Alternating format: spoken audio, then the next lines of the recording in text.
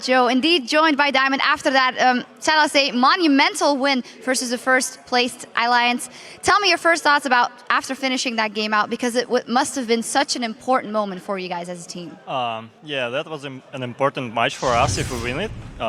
That would prove us that we are still a good team and we can compete really well in this tournament. And we did it, so we're happy. Yeah, congratulations, a very good win. I want to ask you to explain a little bit more about the Darien duo mid Kale. It's a strategy you did against the Copenhagen Wolves. It's a strategy you did again today. We see other teams putting their top laner with their jungler and stealing XP and stuff. Do you not like that, or do you think putting top lane mid in the first few minutes is more important? Well, it depends on Darian's mood, I think. He sometimes goes with me, he sometimes goes and zones mid laner, enemy mid laner. And I don't know what he thinks about it, how does it work. Sometimes he with me, sometimes he with Nick, but it works. Yeah, and it worked as well in this game again.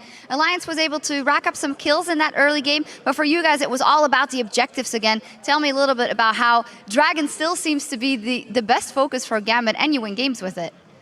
Yeah, Dragon is pretty much the most important object on the map, which you can get really easily.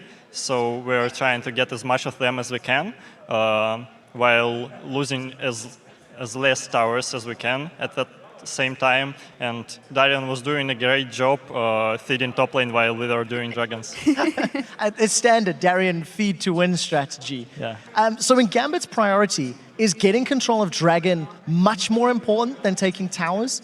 Because it was how you guys beat Fnatic as well. You got all of the dragons, you waited until late game where you had the items you needed.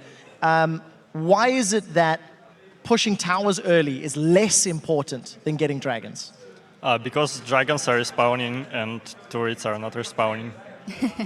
Another question up against Froggen's Anivia. You guys didn't plan to ban it out, and you guys are of course very familiar with that Froggen Anivia in Gambit as a team. So why was it that you decided to leave it on the map, and how do you deal with it? Well, we all knew about Froggen's Anivia, that he plays her really great, and we knew how to play against her, but the one thing was that Nick was playing the first time against Froggen Anivia, so we were kind of afraid of it, but Nick said, give me Nidalee and I will carry you, and he pretty much did it.